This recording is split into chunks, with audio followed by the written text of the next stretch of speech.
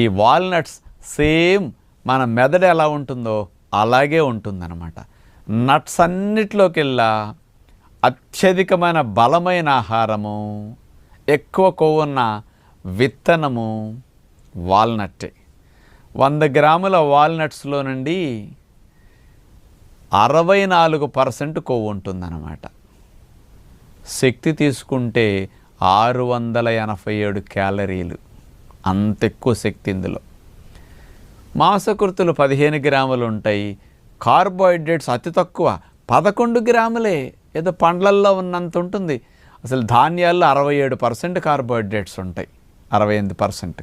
కానీ ఇక్కడ చూస్తే 11 గ్రాములే 100 గ్రాముల వాల్నట్స్లో.